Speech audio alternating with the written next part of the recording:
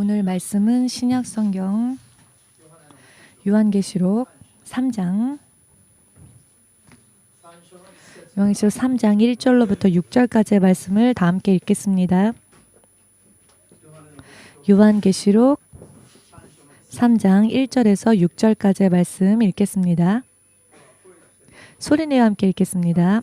사대 교회의 사자에게 편지하기를 하나님의 7 영과 7 별을 가진 이가 가라사대 내가 내 행위를 아노니 내가 살았다 하는 이름은 가졌으나 죽은 자로다.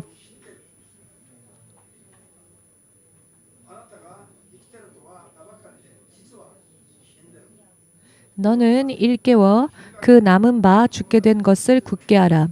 내 하나님 앞에 내 행위에 온전한 것을 찾지 못하였노니 그러므로 내가 어떻게 받았으며 어떻게 들었는지 생각하고 지키어 회개하라. 만일 일깨지 아니하면 내가 도적같이 이르리니 어느 시에 내가 임할는지 내가 알지 못하리라. 그러나 사대에 그 옷을 더럽히지 아니한 자 몇 명이 내게 있어 흰 옷을 입고 나와 함께 다니리니 그들은 합당한 자인 용고라. 이기는 자는 이와 같이 흰 옷을 입을 것이요 내가 그 이름을 생명책에서 반드시 흐리지 아니하고 그 이름을 내 아버지 앞과 그 천사들 앞에서 시인하리라. 귀 있는 자들아 성령이 교회들에게 하시는 말씀을 들을지어다. 아멘. 자, 일본어 번역으로는 6절 보시면 귀 있는 자는 성령이라고 하는 부분이 그냥 영이라고 되어 있습니다. 한국어 번역이 더 잘 되어 있습니다. 자, 기도하겠습니다. 만군의 주 되신 하나님, 주님께서 오늘 이 자리에 임재하여 주시고 또한 한 사람 한 사람 안에 임하여 주시고 우리들의 주님으로서 또한 왕으로서 또한 영원한 통치자로서 그 신실하신 약속을 지켜주고 계심을 진심으로 확신하며 또한 감사드립니다. 사랑하는 주의 자녀들이 주의 종의 입술을 통하여 전해지는 하나님의 말씀을 통해 주의 영의 음성을 듣고 분별할 수 있게 하시옵고 깨달을 수 있도록 도와주시옵소서. 만왕의 왕이신 주님의 자녀로서 권능과 축복의 충만함을 받아 생명의 길을 진리 가운데에서 찾아내어 갈 수 있도록 도와주시옵고 이 자리에 함께 주님 앞에 예배드리는 자들이 하나님 나라에서도 함께 할 수 있도록 단 한 사람도 좌로도 우로도 치우치지 아니하고 여러 많은 영적인 싸움에서도 승리할 수 있게 하셔서 틀림이 없이 약속 가운데에 허락되어진 구원을 끝까지 지켜나갈 수 있도록 도와주시옵소서. 살면 살수록 가면 갈수록 주님의 장성한 그 믿음의 분량에까지 이를 수 있도록 강건케 하여 주시옵소서. 우리를 만나는 모든 사람들 또한 진리의 말씀 가운데 함께 돌아갈 수 있도록 그하여 주께서 다시 오실 그날을 준비해 나갈 수 있도록 축복하여 주시옵소서. 예수 그리스도의 거룩하신 이름으로 기도드리옵나이다. 아멘. 할렐루야.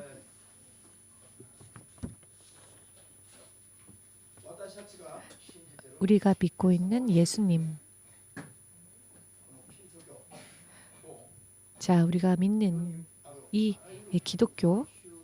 기독교는요, 세상에 여러 많은 종교들이 있지만 기독교와 다른 종교들의 차이를 한마디로 표현한다고 한다면 가장 근본적인 차이 또한 가장 큰 다른 점 이것만큼은 정말로 다른 그 어떤 종교에도 없는 특징이 우리 기독교인에 있습니다. 그게 무엇인가 하면은 우리들이 믿는 하나님은 세상을 창조하신 조물주라는 것입니다. 아멘. 창세기 1장 1절부터 우리들이 믿는 하나님께서 세상을 창조하신 것을 성경은 확실하게 말씀하고 계십니다. 그리고 우리 사람도 주께서 창조하신 것을 확실하게 설명하고 계십니다. 하나님께서 말씀으로 세상을 창조하셨을 때에 하나님의 영 또한 함께 수면 위에 운행하셨음을 성경은 처음부터 확실하게 우리들에게 명기하고 계십니다. 하나님께서는 우리들을 또한 세상을 창조하신 창조주이신데요. 하나님은 모든 면에 있어서의 주권을 오직 하나님 한 분만이 가지고 계십니다. 모든 것에 대한 권리가 우리가 믿고 있는 바로 창조주 하나님에게만 있다는 것입니다. 전부가 하나님의 것. 하나님께서 모든 것을 창조하셨기 때문에 하나님에게 모든 것의 권리가 있습니다. 그렇기 때문에 하나님께서 허락하지 아니하시면 아무것도 일어날 수가 없는 것입니다. 예를 들어 우리 머리카락 하나조차도 땅에 떨어질 수 없다는 것입니다. 땅에 떨어졌다 할지라도 하나님께서는 그것을 헤아리십니다. 헤아리심 속에서 머리카락 하나라도 땅에 떨어진다는 것입니다. 우리는 이것을 정말로 믿어야 합니다. 아멘 되십니까? 다른 사람들이 자기 나름대로 어떤 특정한 신을 이름까지 지어서 그 이름을 부르고 혹은 어떤 이들은 이름조차 알 수 없는 신들을 부르며 신들을 섬기는데요. 하나님 이외에 다른 신들을 섬기는 사람들의 모습을 보면 그들이 섬기는 신을 볼 때 그 신들은 창조주가 아닙니다. 그렇기 때문에 무엇을 하더라도 우리들의 하나님께서 허락하신 범위 안에서만 할 수밖에 없습니다. 우리들이 믿는 하나님 예수님께서 허락하지 아니하시는 그 어떤 일도 그거는 누구도 할 수 없다는 것입니다. 욥기를 읽어보면 그 사실이 잘 드러나 있는데요. 베드로가 시험 들었을 때에도 누가복음 22장 30절 이하 말씀을 보셔도 예수님의 수제자였던 베드로를 시험에 들게 사단이 역사하였죠. 사단이 내가 이를 밀가부르듯 해보겠습니다 라고 사단이 하나님께 베드로를 청구하였더니 하나님께서 허락하셨다. 그렇기 때문에 사단은 베드로를 시험할 수 있었죠. 욥을 하나님께서 시험 테스트하셨을 때에 하나님께서는 사단에게 그 생명만큼 건드리지 말라 하셨습니다. 그 이외의 것은 다 좋지만 생명만은 건드리지 말라 하셨습니다. 주님께서 그렇게 명령하셨더니 사단은 욥을 다루었지만 생명까지는 건드리지 못했습니다. 즉 모든 것이 하나님께서 허락하시는 범위 안에서 사단조차도 사람들을 시험할 수 있다는 것입니다. 병에 걸리게 하거나 사고를 당하게 하거나 시험을 당하게 하거나 이 모든 것들도 창조주이신 예수 그리스도의 허가가 없이는 사단도 함부로 할 수 없습니다. 이것이 다른 종교들과의 근본적인 차이이지요. 사단의 역사조차도 하나님께서 허락하시는 것 이상을 할 수 없다는 것입니다. 다시 바꾸어 말씀드린다면은 세상에 있는 믿지 않는 많은 사람들, 믿는 사람이나 믿지 않는 사람이나 하나님께서 허락하시는 것 이상의 것을 자기들 마음대로 할 수 없다는 것입니다. 즉 알기 쉽게 말씀드린다면은 우리가 믿는 하나님은 창조주이시며 동시에 모든 주권을 쥐고 통치하시는 만왕의 왕이라는 것입니다. 정말로 그것을 믿고 계십니까? 여러분 왠지 이 말씀에 아멘하고 싶지 않으신 것 같네요. 왜냐하면 내 마음대로 내 뜻대로 살아야 하니까 이것을 인정하면 하나님께 전부 다 따르지 않으면 안 될 것 같으니까 그렇게 고백하면 때로는 자기 뜻대로 살고 싶은 마음이 아직 있으니까 하나님의 주권을 그 통치에 하나님의 그 권능도 전면적으로 인정하고 싶지 않은 거죠. 너는 인정하지 않았느냐. 그러니 따라야지. 혹시 그런 말 들을까 봐. 그것이 두려워서. 그러나 이것을 인정하지 않는 사람은 참된 크리스찬이라 말할 수 없습니다. 하나님의 통치하심 가운데 들어갈 수 없다는 것입니다. 아멘 되십니까? 그러나 문제는 하나님의 통치하심 속에 들어가지 않는 자, 또한 하나님의 약속 가운데 보호함을 받지 못하는 자는 그 대신 그 사람을 다루고 그 사람을 지배하려 드는 존재가 있다는 겁니다. 하나님을 흉내내는 사탄이 그것을 하려 한다는 것입니다. 하나님의 통치 안에 들어가 있지 못한 사람은 설령 그 사람이 나는 크리스찬입니다 라고 자칭 크리스찬이라 말한다 할지라도 마귀가 다스린다는 것입니다. 마귀는 불법을 행하는 것이죠. 그런데요, 중요한 것은 죄를 범했을 경우에는 마귀가 그 죄에 있는 자를 다스리는 것이 합법입니다. 죄 없는 자를 다루는 것은 불법이나 죄에 있는 자를 다루는 것은 하나님께서도 허락하신 합법적인 부분이라는 것을 여러분 확실하게 이런 영적인 부분들을 깨달아야 합니다. 이와 같은 것을 모른 채 영적 생활을 산다고 하니까 나는 크리스찬입니다. 하나님의 사람입니다. 라고 말하면서도 믿지 않는 자들과 별반 다름이 없이 살지요. 교회를 다니면서도 사단의 자식들보다 더 나쁜 짓을 하고 범죄하는 사람들도 많습니다. 왜냐하면 아직도 하나님의 통치하심 속에 들어가지 못한 채 사단에게 속아 사단을 따라가고 있기 때문입니다. 하나님의 권능 안에 들어가지 못한 채 사람의 자녀로서만 사니까 하나님의 자녀로는 살지 않으니까 하나님의 사람이라면서도 약한 자들이 많이 나오는 겁니다. 우리가 하나님의 사람이라면 하나님께 나아가야 합니다. 또한 예수님 안에 있는 권능을 우리는 받아야 하고 먼저 우리가 강하게 서야 합니다. 강하게 서야 합니다.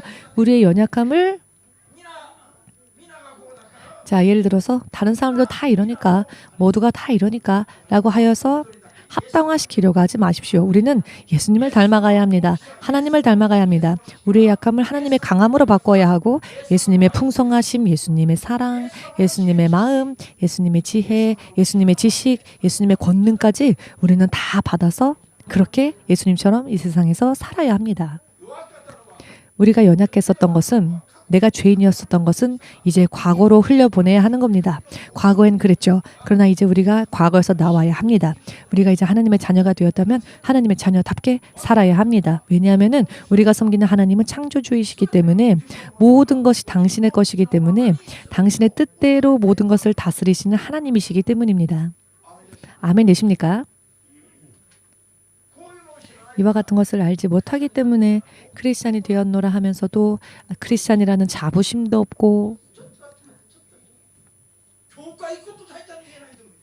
교회 간다는 말을 부끄러워서 하지 못하는 사람들도 있습니다. 나는 크리스찬이다 라고 부끄러워서 말하지 못하는 사람들. 혹시 직장에서 내가 크리스찬이라고 말하면은 불이익을 볼까 봐 크리스찬이라 말하지 못한다라는 일본 분들의 이야기들도 많이 들었습니다. 여러분 직장에서 내가 크리스찬이라는 이유 때문에 해고를 당한다 할지라도 내가 예수님의 사람으로서 사는 것에 대해서 그것을 부끄러워해서는 안 됩니다. 그런데 크리스찬이 되었음에도 불구하고 세상의 눈치를 보지요. 눈에 보이는 왕이 만일 내 아버지였다면 내가 어느 세상에 어딜 가더라도 내 왕이 아버지다, 내 아버지가 왕이다라고 언제든지 자신의 아버지가 왕이라는 것을 자랑하고 싶어서 화제가 다른 화제라 할지라도 어떻게든 화제를 전환시켜서 자기 아버지가 왕이라는 것을 자랑하고 싶어서 이야기를 돌릴 것입니다. 그런데 하나님이 만왕의 왕이신 하나님이 내 아버지라는 것은 할 수만 있으면 숨기려고 합니다. 왜 그럴까요? 예수님을 정말은 사실 잘 알고 있지 못하기 때문입니다. 실제로는 진짜 크리스찬이 되지 못했기 때문입니다. 이 세상에서 100년만을 다스리는 왕이 아니고요.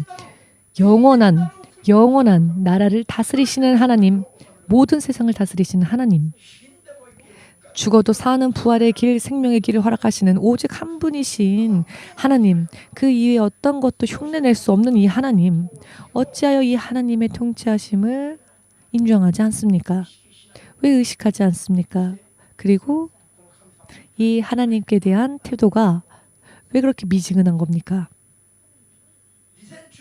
2019년도부터는 예를 들어서 옛날에는 과거에는 1년 걸렸다. 1년 걸려도 아무것도 일어나지 않았다 할지라도 이제부터는 한 달, 단 한 달이라 할지라도 변화가 일어나는 감각 자체가 바뀌어지는 그런 한 해가 되길 바랍니다. 그렇기 때문에 저는 이 한 해의 첫 시간부터 우리가 믿음을 바르게 소망하며 나가지 않으면 안 된다는 것을 말씀드리고 싶습니다. 그렇게 하지 않으면 시간의 흐름이라는 것이요. 미지근한 신앙, 적당히 하는 신앙, 태도를 확실하게 취하지 않는 신앙, 불분명하지 않은 그런 사람들까지 언제까지나 기다려주지는 않기 때문입니다. 떠내려가지 않는 믿음에 서시길 예수님의 이름으로 축복합니다. 떠내려가는 것은 하나님의 통치하심 속에 들어가지 못한다는 것입니다. 우리는 하나님의 통치하심 속에 들어가야 합니다. 자, 우리가 지금 교회 예배당을 한 장소를 빌리더라도 기도하고 빌리고 있습니다. 주님께서 허락해 주신 곳, 그러나 아무리 구하여도 주님께서 허락하려 하지 않는 곳은 다친 채 아무리 빌려서 쓰는 사무실이라 할지라도요. 우리가 아무리 원해도 하나님이 원하지 않으시면 아무리 문을 두드려도 열리지 않고요. 한 달에 한 곳에 계속 정착하게 예배를 드린 적이 지금까지 없었죠. 지금은 그런 시기가 아니라는 겁니다. 길갈에 들어갈 것이냐 들어가지 못할 것이냐 또 탈락되어지고 또 떨어지는 사람이 나오지 않게 하시기 위해서 하나님은 지금 광야에서 우리를 훈련시키고 계십니다. 우리의 머리카락 하나까지도 다 헤아리시는 하나님께서 우리를 이렇게 인도하고 계십니다. 우리는 항상 이것을 믿어야 합니다. 내 마음의 폐부까지 꿰뚫어 보시는 하나님, 내 마음이 어떠한 상태인지를 아시는 하나님. 주님은 우리의 겉모습으로 판단하지 않으시죠. 오늘은 화장이 진했는지 화장이 연한지 이런 걸 보지 않으십니다. 얼굴 생김새가 예쁜지 혹은 그렇지 않은지 보지 않으십니다.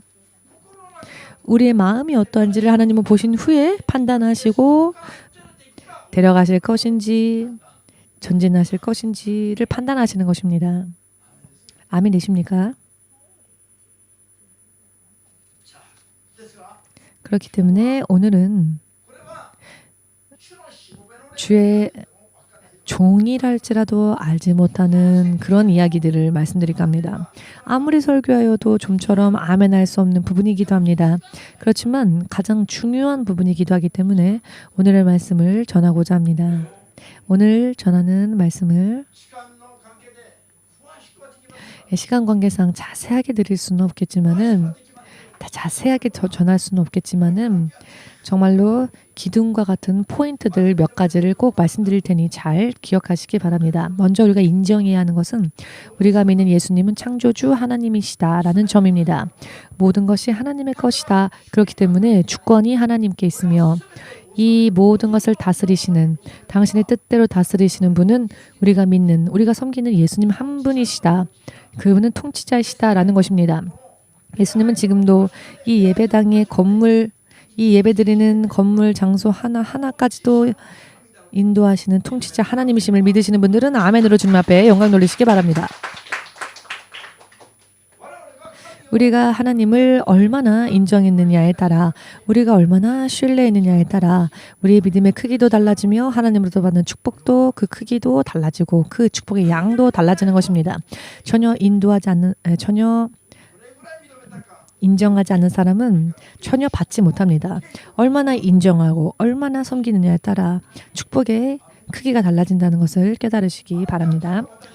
너희가 나를 하나님이라 세상 사람들에게 인정하면 누구든지 나를 하나님이라 시인하면 나도 너희를 천사들 앞에서 그와 같이 시인하리라. 너희가 구한 것 이상의 것까지 너희에게 채워주리라. 이것이 예수님의 통치 방법이십니다. 아멘 되십니까? 예수님을 부인하고 물론 그것은 사람의 자유입니다. 그러나 예수님을 부인하는 그 자를 예수님도 부인하실 것입니다. 상황이 좋을 때만 나는 크리스찬이에요. 상황이 형편이 나빠지면 내가 크리스찬이라는 것을 숨기는 사람, 하나님 앞에 한 발짝 물러나가는 사람, 그런 사람은 하나님께서도요. 그 사람이 곤란할 때 하나님이 하나님으로서 그 사람 앞에서 역사하지 않으실 겁니다. 팔짱 끼고 볼 수밖에 없는 겁니다. 너가 인정하지 않으니 그래 너의 힘대로 해보아라. 너의 지혜대로 해보아라. 라고 하나님이 역사하지 않으시는 겁니다. 크게 깨달으시길 바랍니다.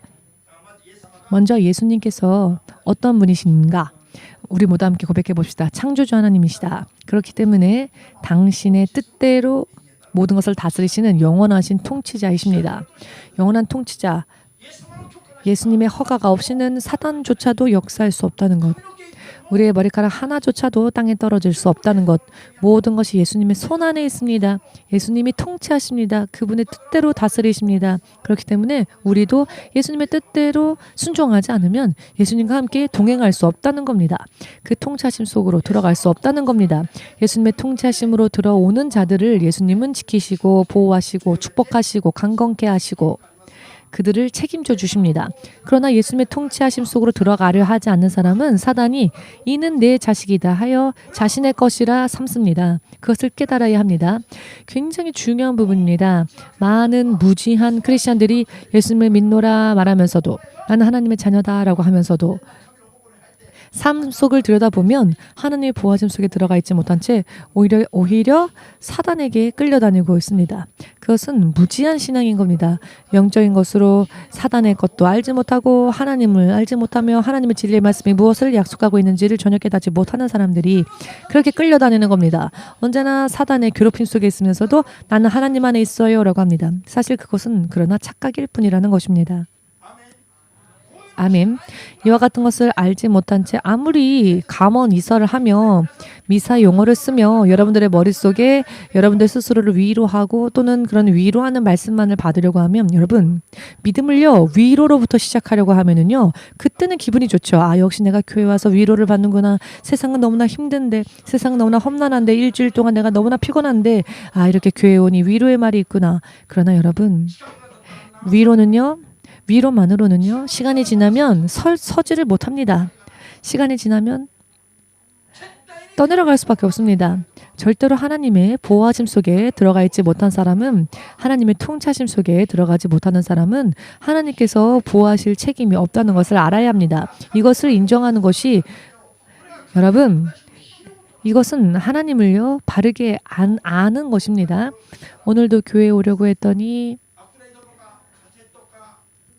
방해가 많아서 몇 명이나 오늘 교회에 오지 못할 상황에 성도님들이 계셨습니다. 보이지 않는 곳에서요. 실제로 영적 생활을 할 때에 방해를 합니다. 여러분, 왜 예수님을 믿는 자는 모든 병에서 예수님이 우리의 병을 대신 짊어지셨는데 왜 병에 걸리고 왜 사고를 당합니까? 영적인 방해입니다.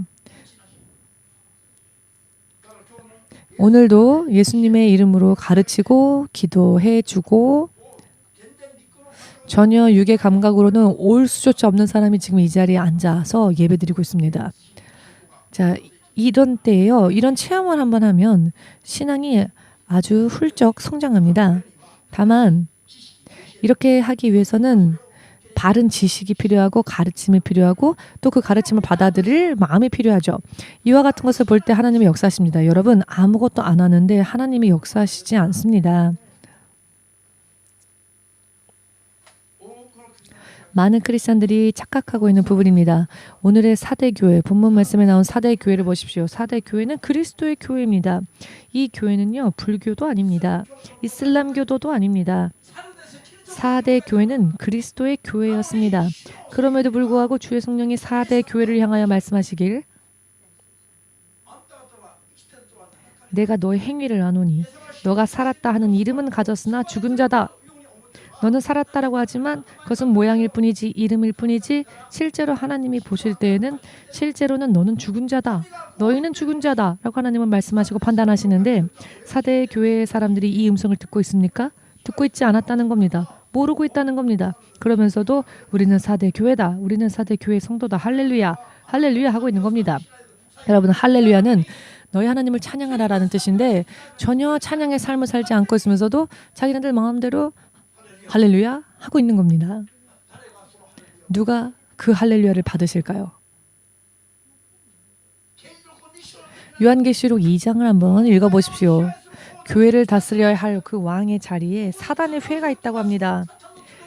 거기에 모이는 모임이 사단의 회라고 하십니다. 어떻게 교회를 향하여서 성령이 말씀하시는 이런 이야기들을 이런 부분들을 이러한 것들이 있다는 것을 왜 들을 귀가 없을까요? 영적으로 깨어있지 못하고 잠들어 있기 때문입니다. 눈 감고 있기 때문입니다. 귀가 막혀 있기 때문입니다. 그렇기 때문에 이와 같은 말씀들은 들어오질 않는 겁니다. 지금도 이와 같은 이야기를 하면 귀에 들어오지 않는 사람이 있을 겁니다.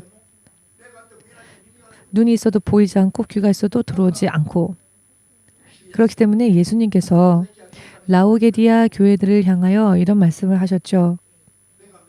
너희는 눈이 있어도 보지 못하는 자. 너희는 나에게 약을 사서 그 눈에 약을 발라 보도록 하라. 들리지 않는 귀를 나로부터 약을 사서 들을 수 있도록 하라. 여러분 여기서의 눈과 귀는 영의 눈, 영의 귀, 믿음의 눈, 믿음의 귀를 말합니다. 믿으십니까? 4대 교회의 사람들은 자신들은 부요하다. 우리들은 부요하다, 넉넉하다라고 했지만 하나님이 보셨을 때 너희는 벌거벗었다라고 하셨습니다. 하나님께서 보실 때 너희는 벌거벗었는데 우리는 부요하다라고 한다는 겁니다. 왜? 하나님의 교회가 하나님의 사람이 하나님 앞에서 인정함을 받지 못하고 있습니까? 그런데 자신들은 인정받고 있다고 착각하고 있다는 겁니다. 보이지 않고 들리지 않는 상태에 있으면서도 그것을 모른다는 겁니다. 아멘 되십니까? 얼마나 슬픈 일입니까? 여러분들이 예를 들어서 예수님을 믿고 있는데 예수님이 오셨는데 너가 나를 믿고 있느냐? 그러나 그것은 이름뿐이지 너는 실제로 나를 얼마나 신뢰했느냐? 내가 보았을 때 너는 나의 자녀가 되어 있지 못했다 라는 이야기를 듣는다면 어찌하시겠습니까? 마태복음 7장 21절 이하 말씀을 보시면 나더러 주여 주여 하는 자마다 다 천국에 들어갈 것이 아니요 아버지의 뜻대로 하는 자라야 천국에 들어갈 거라 하셨습니다.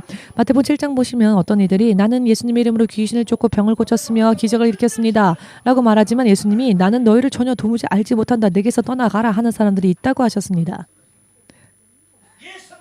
그들은 크리스찬이었습니다. 예수님을 믿지 못했던 사람들이 아닙니다. 그런데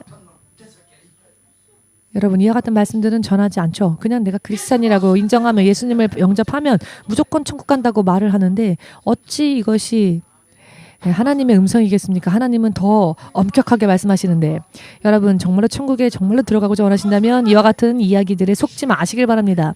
속지 마시길 주 예수의 이름으로 축복합니다. 성령께서는 안 된다라고 하셨는데 왜 사람들이 괜찮다라고 합니까? 성령을 거슬리는 죄를 성령 회방죄보다 더 무서운 죄가 없다는 것을 아직도 모르고 있습니다. 성령을 거슬리는 죄, 성령을 회방하는 죄보다 더 무서운 죄는 없습니다. 여러분. 그것처럼 큰 죄는 없습니다. 이것은 예수님을 믿고 예수님을 믿으면서도 성령을 모독하면 예수님을 믿지 않는 자들의 죄보다도 더 중한 죄입니다. 요한계시록 19장 마지막 절을 보시면 거짓 예언자 예수님을 믿노라 하면서도 거짓을 말했던 예언자들은 대심판 들어가기 전에 천년왕국 시대에 이미 지옥으로 떨어진다 했습니다. 왜냐하면 그들은 심판할 가치조차 없다는 겁니다. 대심판까지 기다리게 할 필요도 없다는 겁니다. 대심판까지 가기 전에 먼저 천년왕국이 있을 때에 그들을 다 모아서는 지옥 속에 넣어버린다는 겁니다. 그리고 천년왕국이 끝나면 천년 후에 대심판이 있다고 하셨는데 이 말씀의 이 무서움을 알아야 합니다. 성령으로서 하나님이 세상을 다스리시는데 이것을 인정하지 않고 모독하고 회방하고 거슬리는 사람들이 여러분 어찌 하나님의 사람이라 할 수 있겠습니까? 여러분들 확실하게 깨달으시고 절대로 대심판까지라도 기다려주시는 은혜조차 받지 못한 채 심판조차 받지 못한 채 떨어지고 많은 그런 죄 속에 살다가 지옥에 가는 일이 없도록 그런 크리스찬이 되지 않도록 거짓 예언자들처럼 되지 않도록 거짓의 것을 전하는 그런 사람이 되지 않도록 해야 할 것입니다. 그들은 성령으로 말씀을 전하지 않았죠. 살아있었을 때는 자신들이 승리자라고 생각했을 것입니다. 오늘 집에 돌아가셔서 밥은 끼니는 거른다 할지라도 요한계시록의 말씀 읽어보십시오. 요한계시록 보시면은 거짓 예언자에 대해서 나옵니다. 예수님을 믿는다고 하면서도 거짓을 말한 자들, 진리에서 떠나간 잘못된 가르침을 전하는 사람들은 심판 때까지도 이르지 못한다는 겁니다. 이거는 말할 것도 없고 들을 것도 없이 그냥 심판하신다는 겁니다. 이것이 얼마나 큰 죄인지. 이것은 비유가 아닙니다. 비유라고 믿고 싶은 사람은 비유라고 믿고 지옥 가도 좋습니다. 그러나 여러분들만큼은 절대로 이 성경의 모든 말씀들을 믿으십시오. 실제로 이런 일이 벌어진다는 것을 믿으시고 깨닫고 계십시오. 아멘 되십니까? 얼마나 심각한 이야기인지요. 4대 교회를 향하여서 주님은 말씀하셨습니다. 너는 죽은 자다라고. 죽었다라는 것은 무슨 뜻입니까? 하나님의 통치하심 속에 들어가서 하나님과 함께하지 못하는 상태입니다. 하나님과 함께하지 못하는 상태를 영적으로 죽었다라고 합니다. 죽음의 개념을 아직도 모르시는 분이 계신다면 다시 말씀드리겠습니다. 죽음, 사망이란 무엇인가? 하나님과 함께하지 못하는 상태가 사망입니다. 하나님과 함께하고 있는 상태가 생명입니다. 아멘 되십니까? 내가 살아있는 자인지 죽어있는 자인지 확인해 보십시오. 아프다. 꿈이 아니구나. 내가 살았구나. 여러분 이런 게 생명이 아니라는 겁니다. 진짜 생명은 하나님과 함께 하고 있는 상태인 겁니다.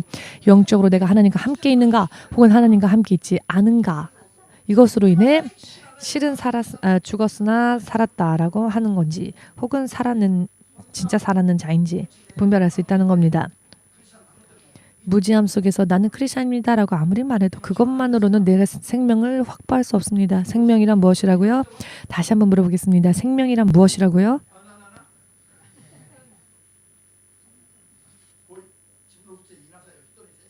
자, 여러분들의 입술로 고백해 보십시오. 생명이란 무엇이냐? 하나님과 함께 거하고 있는 것이 생명이다. 하나님과 함께 하지 않는 것이 죽음, 사망이다. 아멘 되십니까? 사대 교회는 하나님과 함께 하지 못했습니다. 자기는 하나님과 함께하고 있다고 자신들은 구원받았다라고 생각했으나 하나님이 보셨을 때에는 하나님과 함께하지 않는 자들이었습니다. 그렇기 때문에 실은 죽었다라고 하셨던 겁니다. 너희는 살았다라고 하지만 그것은 착각이며 하나님이신 주의 성령께서 보셨을 때 너희는 죽은 자다. 사도 요한을 통하여서 이렇게 경고하고 계시는 것입니다. 아멘 되십니까? 왜 죽은 자라 하셨을까요? 성령께서 전하시는 음성대로 성령께서 말씀하시는 그 음성대로 내가 들은 대로 행동하며 살지 않고 있기 때문입니다. 그렇기 때문에 죽었다라고 하시는 겁니다. 하나님께서 이렇게 하라 하셨는데 그렇게 하지 않았다. 순종하지 않았으므로 하나님의 통치하심 속에 들어가 있지 못한 것이기 때문에 사단의 통치 하에 머물러 있는 겁니다. 그러니 죽은 겁니다. 그래서 일깨워 즉 회개하라라고 하셨습니다. 여러분 믿음을 회개하라고 하지는 않으셨습니다. 왜냐하면 그들은요 하나님을 믿는다고 말하고 있으니까요 믿으라고 하시지는 않으셨습니다. 다만 그 행위를 지적하셨습니다. 그 믿음을 부인하신 것이 아니라 행위를 하나님께서 부정하셨죠. 하나님의 성령의 음성을 듣는 순종하는 믿음이 되어 있지 못했기 때문입니다.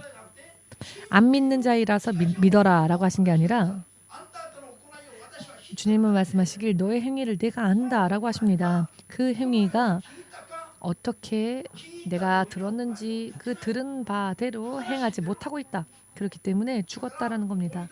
그렇기 때문에 다시 떠올리라라고 하십니다. 내가 어떻게 들었는지, 내가 어떻게 받았는지, 내가 어떻게 받았으며 어떻게 들었는지를 생각하라 하십니다. 그리고 그것을 지키어 회개하라라고 하십니다. 얼마나 심각한 이야기입니까? 왜 지금 오늘 이 말씀을 예수님께서 우리에게 주시는 것일까요? 먼저 우리가 들어야 하기 때문입니다. 먼저 생명에 들어가야 하기 때문입니다. 죽어있는 상태에서 이제 생명으로 옮기고자 원하신다면 딴 사람이 들어야 하는 말씀이 아니라 바로 이 자리에 있는 여러분들이 먼저 이 말씀을 들으시고 하나님 앞에서 아무리 숨겨도 하나님은 다 보십니다. 한번 숨겨보십시오. 한번 숨겨보십시오. 그래도 보입니다. 아무리 파운데이션으로 예쁘게 얼굴을 바르고 이것저것 숨겨보아도요. 전부 하나님 앞에는 다 보입니다. 그 안이 보입니다. 화장실 가면 안 보이겠지? 화장실 가서 담배 피고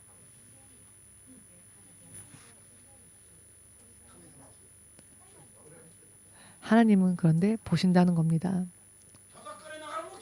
하나님이 치시는데도 모릅니다. 하나님께서 내 마음을 이렇게 만지시는데 양심의 가책을 느끼면서도 모릅니다. 여러분, 그리스도의 특징 그리고 구원받는 살아있는 믿음이 되고자 원하신다면 먼저 하나님의 통치하심 속에 들어가시기 바랍니다.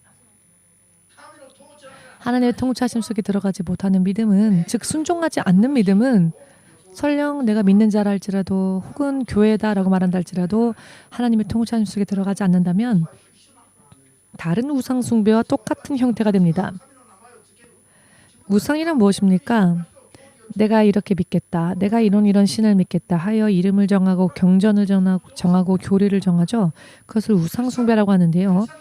크리스찬이라 하면서도 우상 숭배적인 믿음 생활을 하는 사람들이 있습니다. 그런데 그런 사람들이 주의 성령과 동행하는 사람들보다 비교할 수 없을 정도로 많습니다. 알기 쉽게 말씀드린다면 참 죄송한 말씀이지만 크리스찬이라고 하면서도 결국은 우상 숭배하는 사람들이 진짜 크리스찬들보다 더 많다는 것입니다. 지금 깨달으시기를 바랍니다. 이 1년이 2019년이라는 1년이 정말로 여러분들에게 있어서 운명의 한 해가 되길 바랍니다. 내가 생명 속에 영원히 머무를 것인가? 혹은 크리스찬인이라 하면서도 우상 숭배하는 자가 되어 결국은 다른 신을 섬긴 것과 똑같은 결과를 만들 것인가? 왜냐하면은 또 1년 지나면 여러 많은 사람들이 나올 겁니다. 세상을 떠나는 사람도 나올 것이며 또 쓰러지는 자도 나올 것이며 또 더 강건해지는 사람들도 나올 것이며 이제는 모든 기력을 다 잃고 더 이상은 아무것도 할 수 없다라고 한탄하는 사람도 나올 것이며 희망을 가지는 것은 굉장히 중요한 이야기이죠. 그러나 긴장도 해야 합니다. 왜냐하면은 생명이 걸려있기 때문입니다. 생명이 달려있기 때문입니다. 내 생명이 어떻게 될지 알 수 없기 때문입니다. 여러분, 올해는 오늘의 설교를요, 여러분 반드시 깨달을 수 있도록 기도하시기 바랍니다. 하나님의 뜻대로 살지 않는 크리스찬들은 안 믿는 크리스찬과 똑같다는 겁니다. 그렇게 생각하면 먼저 틀림이 없습니다. 먼저 그렇게 깨닫고 계시면 안전합니다. 하나님의 뜻대로 사는 것이야말로 진짜 크리스찬입니다. 먼저 그렇게 믿으시면 여러분들이 먼저 안전하십니다. 그렇기 때문에 구약 시대 때에는 하나님께서 이스라엘 백성들 연약하고 적은 무리였던 이스라엘을 택하셔서 하나님은 이스라엘의 하나님이 되셨고 이스라엘을 친히 다스리셨고 통치하셨죠. 하나님의 말씀대로 살면 이스라엘에게 생명을 축복하셨습니다. 그리고 그들을 보호하셨죠. 그러나 하나님의 계명을 지키지 아니하면 하나님은 벌을 내리셨고 때로는 전염병을, 때로는 지팡이로 치시고 때로는 원수의 나라를 일으키셨습니다. 그러나 회개하면 다시 그들을 회복시키셨죠. 이와 같은 일들이 계속 반복되어지면서 세상이 이스라엘 민족을 보며 하나님은 살아계시는구나 라는 것을 알게 하도록 하나님은 그렇게 인도하셨습니다. 그런데 이스라엘 사람들이 하나님을 바르게 섬겼을 때에는, 하나님을 바르게 경배했을 때에는 그들은 가장 적은 무리였고 가장 약한 자들이었지만 열방이 이스라엘과 함께 하시는 하나님의 역사를 들었을 때에 그 마음이 녹았다고 써 있습니다. 왜냐하면 무서워서. 하나님을 섬기고 따라갈 때, 하나님을 따라갈 때에 하나님이 어떻게 역사하셨는지, 하나님을 따르지 않았을 때 하나님은 또 어떻게 그들을 벌하셨는지 역사 가운데 확실하게 하나님께서 드러내신 것이 바로 구약 시대의 하나님의 통치하심의 방법이었죠. 그런데 예수님께서 하나님이신 또 예수님께서 하나님의 자녀 성자로서 또 이 땅에 오셔서 제자들을 택하셨죠. 제자들 중에는 세리 대금업자, 즉 죄인들이었죠. 혹은 어부들, 그 신분이 귀하지 않은 그런 사람들이 제자가 되었습니다. 그러니 겉모습으로 볼 때 사회적으로는 대단한 그런 엘리트들이 없었다는 겁니다. 그런데 예수님을 따라갔을 때 그 제자들이 예수님을 따라갔더니 제자들에게 기적이 함께 수반되어졌지요. 그러나 그들이 예수님께 등을 돌렸을 때 제자들도 그저 연약한 한 사람 중에 하나였습니다. 그것이 확실하게 드러났지요. 예수님께서 사람을 위해 죽으시고 사람의 죄를 대속하시고 그리고 예수님은 지금은 성령으로서 이 세상을 크리스찬들을 다스리고 계십니다. 아멘 되십니까? 지금은 성령으로서 세상을 다스리십니다. 그렇기 때문에 지금 우리가 어떻게 해야 합니까? 우리는 성령의 음성을 듣고 청종해야 합니다. 아멘 되십니까? 예수님께서 계셨을 때에 구약시대에 율법이 예수님 시대에 있었죠. 그런데 예수님은 율법을 지키라고도 하셨습니다. 그러나 율법을 지키라 하시면서도 당신이 하시는 말씀도 지키고 따르라라고 하셨습니다. 그렇기 때문에 마태복음 19장에 나오는 청년, 부자 청년의 경우에는 그는 영원한 생명을 얻고 싶었습니다. 어찌해야 하는지 예수님께 질문하였을 때 예수님은 그 청년에게 먼저 계명을 지켜라 라고 하셨습니다. 그 계명이 무엇이었습니까? 구약 성경의 율법이지요. 그 당시에는 신약 성경은 아직 존재하지 않았던 때였기 때문에 예수님께서 그 청년에게 먼저 영원한 생명을 얻고자 원한다면 구약의 계명을 지켜라, 율법을 지켜라 라고 하셨습니다. 10계명을 지켜라 라고 하셨습니다. 예수님께서 율법을 지키라고 하셨습니다. 영원한 생명을 얻고자 원한다면 예수님을 믿노라 라고 고백만 하면 율법 하나도 안 지켜도 되는 게 아니라 율법을 지키라고 하셨습니다. 그리고 그 후에 그 청년이 그 이야기를 듣고 저는 어렸을 때부터 율법을 지켜왔습니다 라고 대답을 하였더니 예수님께서 그래 그럼 됐다 라고 하지 않으시고요. 그 뒤에 뭐라고 말씀하셨냐면은 너의 재산을 다 팔아 가난한 자들에게 나누어 주고 그 후에 너는 나를 따르라 라고 하셨습니다. 이번에는 성경의 계명이 아닌 율법이 아닌 예수님의 말씀을 듣고 따라라 순종해라 라고 하셨죠. 그랬더니 마태복음 19장에 나오는 이 부자 청년이 무엇을 실패했느냐면은 그가 율법을 지키지 않았기 때문에 실패한 게 아닙니다. 그는 율법, 성경의 율법을 지켰지만 아직 문자화되지 못했던 예수님의 말씀을 순종하지 않았던 결과 그는 울면서 예수님으로부터 떠나가고 말았습니다. 의미를 이해하시겠는지요? 이것이 이 흐름이 여러분 보여야 합니다.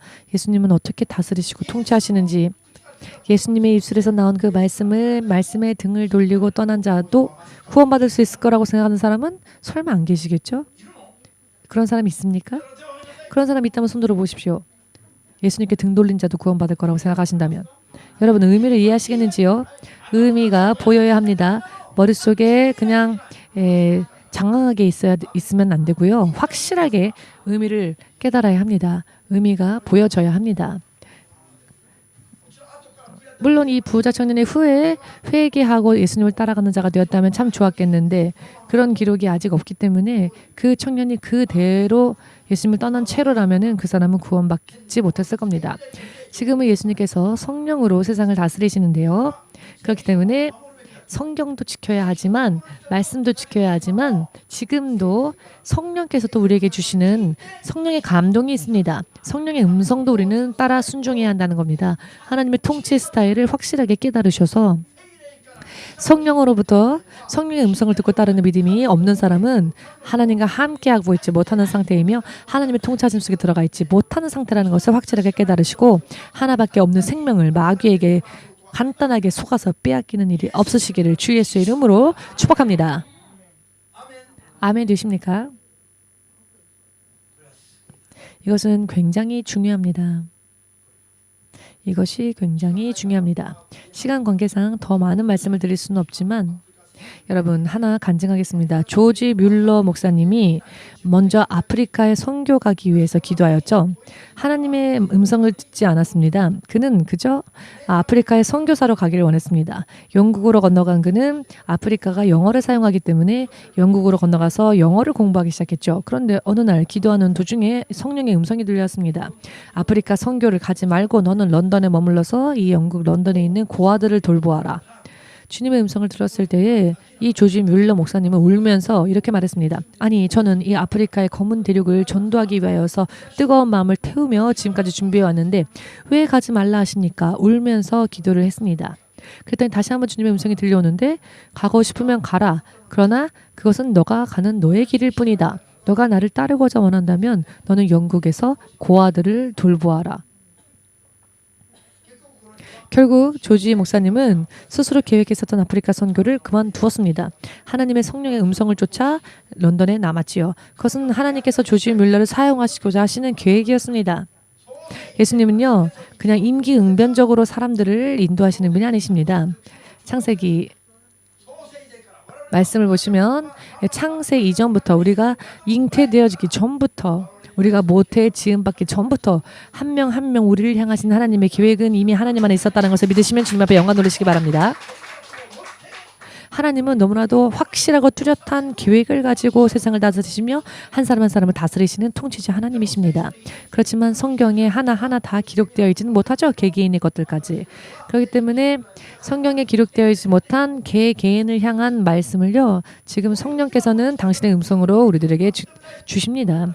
그런데 성령의 음성을 인정하지 않는 크리스천들도 얼마나 많은지 아십니까? 저들은 결국 우상 숭배자와 다를 바가 없습니다. 지금도 하나님은 통치하십니다. 성령으로 우리를 인도하십니다. 조지 뮬러 목사님은 아프리카 선교를 그만두었고 하나님을 따라서 평생 5만 번의 기도응답을 받은 자로도 유명하지요. 즉 그는 무슨 기도를 드리건 응답받았다는 것이고 어떠한 일이건 기도했다는 겁니다. 자기 스스로 계획을 하고 그 계획대로 가려고 했을 때 그것은 너의 계획이며 하나님과는 관계없는 길이다라는 것을 깨닫고 난 후에 그는 그 후부터는 모든 것을 기도로 먼저 시작하였고 기도로 응답받고 움직였다는 것입니다. 믿으십니까? 굉장히 중요한 이야기이지요. 그러나 이것은 사실 크리스찬에게는 극히 기본적인 일들인데 이것을 죽을 때까지 알지 못하는 크리스찬들도 많이 있습니다. 크리스찬이 되었기 때문에 내 마음대로 살아도 되는 것이 아닙니다. 그것은 다시 또 예수님을 십자가에 못 박는 것과 같은 죄입니다. 내가 내 뜻대로 내 나름대로 사는 것이 결국은 예수님을 통치자로서 인정하지 못하는 예수님 앞에 배역의 죄라는 것을 왜 깨닫지 못할까요? 믿노라 말하면 다 하나님을 따르는 사람이라고 생각하지 마십시오. 아닙니다. 하나님을 따른다고 하는 것은 하나님의 통치 계획을 따라간다는 것입니다. 하나님께서 아프리카에 가지 말고 영국에서 너는 고아들을 돌보면서 저들을 하나님의 사람으로 만들어라 라는 것이 하나님께서 계획하신 조지 뮬러 목사님을 향하신 계획이었습니다. 시몬스 목사님을 향한 하나님의 계획은 일본 선교였습니다. 그래서 너는 너의 조국을 떠나 일본에서 선교하여라 라고 하셨죠. 사실 처음에는 저는 주의 종이 되라는 하나님의 음성에 감동을 받았을 때 저는 한국으로 가려고 했습니다. 저의 조국은 한국이었으니까요.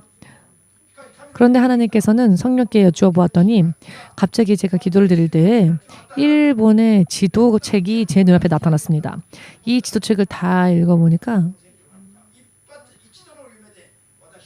지도책을 보니까 일본이었던 겁니다. 그래서 아멘. 저는 일본에서 선교하는 것이군요 하고 일본에서 선교하기로 결심했습니다. 저를 기뻐하지 않는 일본 사람들도 있겠지만은 여러분들도요. 여러분들이 스스로 오고 싶어서 온 게 아닙니다. 하나님께서 보내셨기 때문에 오는 겁니다. 이 EMC 교회 연합을 세울 때에도 왜 연합을 세워야 합니까? 라고 하나님께 여쭈어 보았을 때 하나님의 계획이라고 하셨습니다. 하나님의 뜻을 따르지 않으면 너의 생명을 취해갈 것이다 라고 하셨습니다. 아니 왜요? 전 나쁜 짓을 하지도 않지 않았습니까? 라고 했더니 하나님의 계획을 따라가지 않는다면 너는 이 땅에서 살 이유가 없다. 너의 생명을 걷어가겠다라고 하셨습니다. 믿음의 기본은 하나님의 계획을 순종하는 일입니다. 우리 옆 사람들과 이야기해 볼까요? 당신이 좋아서 여기 온 게 아닙니다. 하나님께서 보내셨기 때문에 여기에 왔습니다. 할렐루야.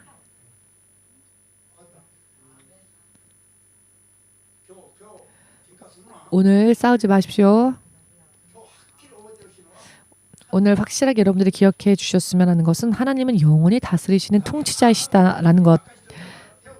하나님은 그냥 우리를 자연의 법칙에 맡겨두고 우리의 일에 간섭하지 않는 분이 아니고 우리의 모든 일거수일투족까지 간섭하시며 당신의 통치 계획대로 우리를 인도하고자 하시는 진정한 의미에서의 통치자이시다. 영원한 통치자이시다라는 것입니다. 아멘. 성경을 가르치고 전해야 할 사람들이 하나님이 세상을 창조의 법칙 가운데 그냥 다 맡기셨고 나머지는 사람들의 자유다라고 자유의지다라고 하는데요. 예를 들어서 저 동북 대지진 때 쓰나미가 온 것을 두고 하나님이 저런 일들을 일어나게 하실 리가 없어. 하나님은 사랑이신데 이렇게 이야기하는 사람들도 있습니다만 여러분 왜 심판의 하나님은 전하지 않습니까? 하나님은 심판도 하시는 분이십니다. 예수님께서 심판을 말씀하셨는데요. 예수님은 대심판을 말씀하셨고 심판에 대해서 말씀하셨습니다.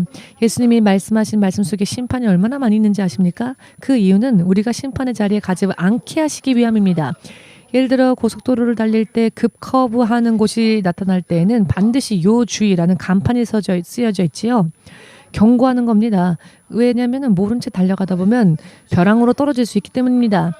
급커브길이기 때문에 어떤 곳에서는 속도를 줄이라라는 글자도 안 써 있고 해골을 그려놓기만 한 표지판도 있습니다. 글을 읽을 시간이 없다는 겁니다. 해골 그림을 그려놓는 겁니다. 그러나 해골 그림을 보면 기분 나쁘죠? 그런데 해골 그림을 그려놓은 것은 여러분들을 기분 나쁘게 하기 위해서가 아니라 주의를 환기시키기 위해서. 그러나 글을 읽을 여유도 없으니까 그 그림을 보고 환기하라고 조심하라고. 이것을 본 사람들은 급커브이기 때문에 속도를 내리겠지요. 속도를 떨어뜨리겠지요. 의미를 이해하시겠습니까? 이런 이야기인 겁니다. 설교를 듣기 어려워요, 무서워요라고 하지 마십시오. 그렇게 되지 않게 하기 위해서 반드시 여러분들이 구원받기를 원하기 때문에 주의를 환기시키는 겁니다. 예수님의 말씀은 그러하였습니다. 그 말씀은 듣기 무서웠지요. 그러나 그것은 이 세상에서 가장 우리들에게 있어서 자상한 말씀이었습니다. 죽어도 좋다, 살아도 좋다, 미사 용어만 얘기하면서 당시의 인기만을 끌고 사람들을 위로하는 그런 인기 끄는 설교를 하고, 자, 얼굴에 웃음만 보이면 목사입니까? 임기응변적으로 하면 그게 목사입니까? 그 상대방을 멸망의 길로 가지 않도록 확실한 생명의 길을 알려주는 것이 참 목사가 아닐까요? 내 생명이 어디로 가고 있는지 알지 못하는데 아무것도 생각하지 않고 있다면 그 사람이 어찌 크리스찬이라 할 수 있겠습니까? 크리스찬이 되고 난 다음에도 돈 세는 게 좋고 돈 셀 때만 기쁨이 있고, 이것은 진짜 의미로는 참 크리스찬이라 할 수 없습니다.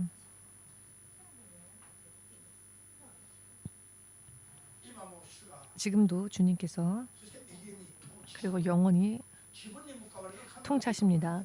나를 향하신 하나님의 계획은 무엇인지를 알아야 합니다.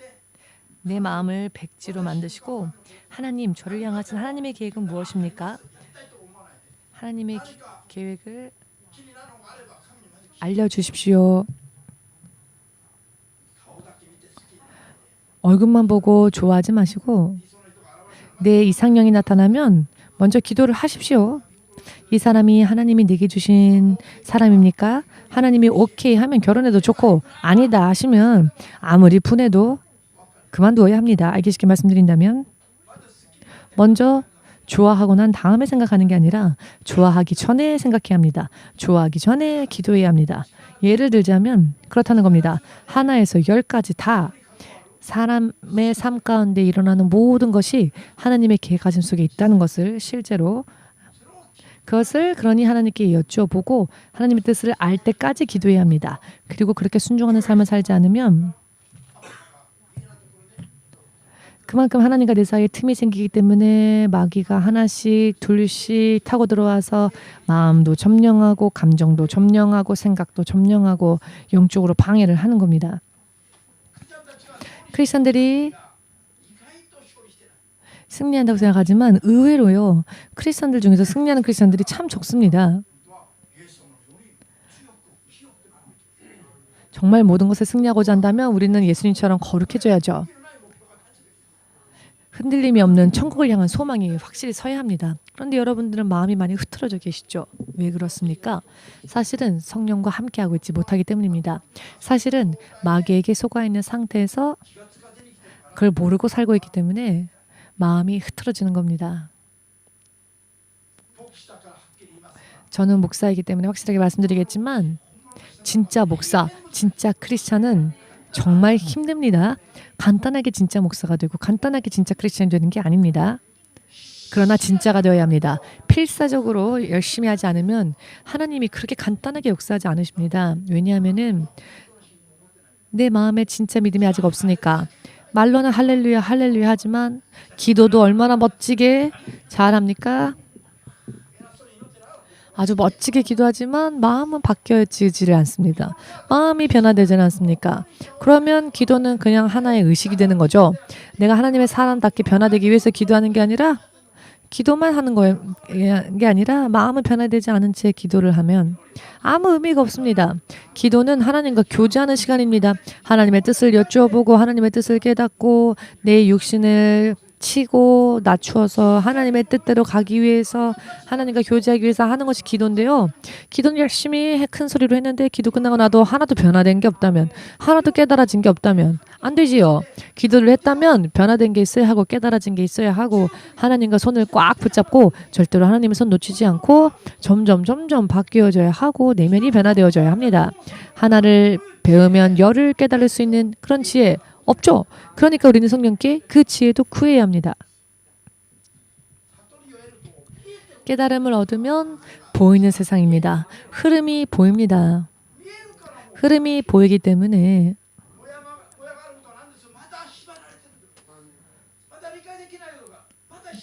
아직 이해되지 못하는 부분이 있으면 그만큼 자유롭지 못합니다. 성령의 충만함을 받게 되면 문이 활짝 열리면서 그 안이 보이게 됩니다. 할렐루야.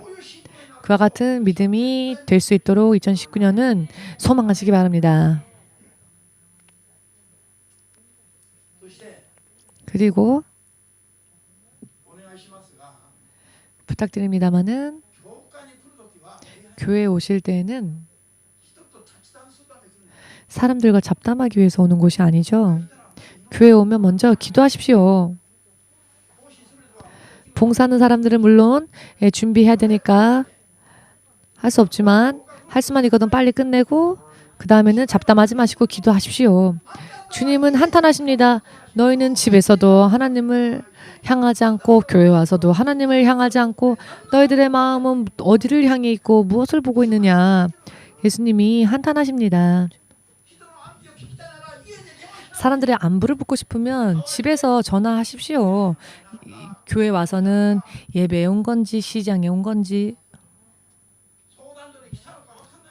상담실에 온 건지 이 1시간 드리는 예배조차 승리하지 못한 채 일주일 세상에서 살다 보면 또 변화되겠습니까? 여러분들이 변화돼야 일본도 변화되지 않겠습니까?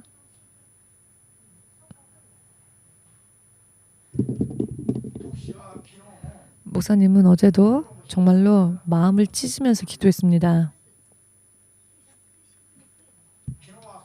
어제는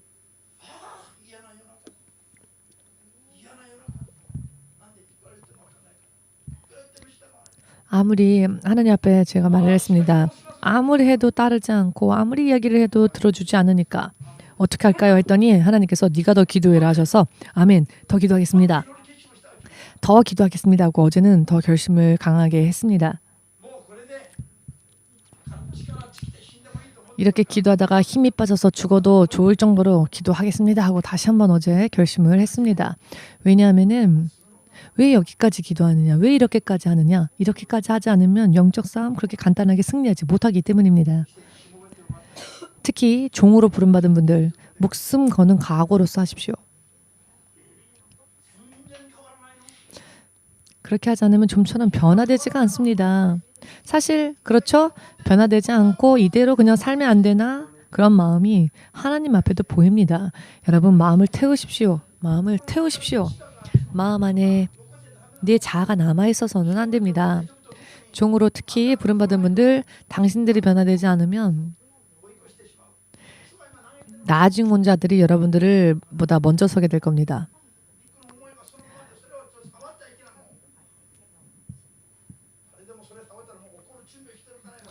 어떤 사람들은 만지면 화를 낼 준비를 하고 있는 사람처럼 화를 내고 싶으면 화를 내도 좋습니다. 그러나 화를 내면 지옥으로 직행할 겁니다. 다른 먼 길 돌아가지도 않고. 그러니 육의 생각을 부수어야 합니다. 올해에는 결심하십시오. 주의 성령께 마치 소금 절여진 배추처럼 내가 절여질 수 있도록 내 스스로는 계획 세우지 않겠다. 뭘 하고 싶다면 하나님께 여쭈어보고 하나님의 뜻인지 어떠한지를 확인하고 하나님이 허락하시면 아멘 하고 하고 싶지 않아도 하나님께서 하라 하시면 아멘 하고 아무리 원하여도 하나님이 버리라 하시면 버리고 생명이라도 버리라 하시면 버리고 이런 정도의 마음의 각오가 아니면은 여러분 좀처럼 우리 변화되지 않습니다. 하나님은 또 시간이 흐르면 우리가 살아온 나날들을 계산하실 겁니다. 그때는 언젠가 옵니다.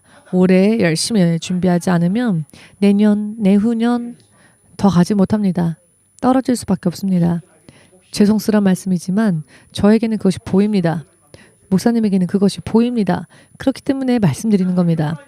여러분 기도하지 않으니까 아무리 여러분들에게 기도하라고 해도 여러분들이 기도하지 않으니 내가 더 기도하겠다라고 어제 결심했습니다. 내가 모범을 더 보여서 신목사님 기도하다가 죽었다라고 하는 말을 들어도 좋다. 정말 더 기도해야 되겠다라고 어저께는 더욱더 결심했습니다. 성전 예배당이 생기면 일주일에 3일 금식하는 것은 그만두려고 했는데 다시 그래도 금식을 해야 되겠다 하고 또 생각했습니다. 근식하다 죽으면 천국 가는 날이 빨라지는 거니까. 지금 목사님이 단순히 흥분하는 것처럼 보이십니까? 목사님은 흥분할 이유가 없습니다. 주의 성령이 한탄하시기 때문에 주의 성령이 한탄하고 계십니다. 왜? 사람들이 좀처럼 바뀌어지지가 않으니까. 모두 함께 마음도 생각도 내 힘과 정신도 다하여서 주님을 위해 살자. 주를 위해 사는 것은 손해보는 것이 아니라 영원히 나에게 유익한 일입니다. 아무리 원하는 게 있어도 하나님께서 안 돼 하시면 그 자리에서 네 아멘 하고 포기할 수 있는 믿음에 서지 않으면 내년은 어렵다는 겁니다. 지금 기다릴 시간이 없습니다. 지금은 예수님은 이 땅에 다시 오셨지만 그때는 다시 십자가에 매달리시기에 오시는 분이 아니라 심판하시기에 오십니다. 예수님께서 공중재림하실 때에는 준비되어진 자들에게만 그날이 부활의 행복한 날이지 준비되어지지 못한 사람들은 예수님이 다시 오시는 그날이 불행한 날이 될 것입니다. 그날이 임박했다라고 해도 바뀌지 않은 사람들 어떻게 해야 할까요? 저는 작년부터 확실하게 말하였죠. 길갈 시대에 들어가서 이제 2년째가 되었습니다. 2년째가 되었습니다. 성령의 음성까지 듣고 순종하는 믿음에 서지 않으면 이 마지막 때에 승리하기 어렵습니다. 제가 가장 기도하는 것은 한 사람도 남김없이 다 전원 천국까지 데려가고 싶습니다. 항상 기도합니다. 매년 기도합니다. 그렇지만 매년 기도해도 매년을 되돌아보면 그래도 떨어지는 사람들이 나옵니다. 왜냐하면 말로만 아멘하고 마음과 행동으로는 따르지 않기 때문입니다. 지금은 주의 성령께서 다스리십니다. 교회를. 누가? 성령께서. 눈에 보이지 않는 성령께서 교회를 다스리십니다. 눈에 보이지 않는 성령의 음성에 들어가기 위해서는 정말로 영적으로 바뀌어지지 않으면 안 됩니다.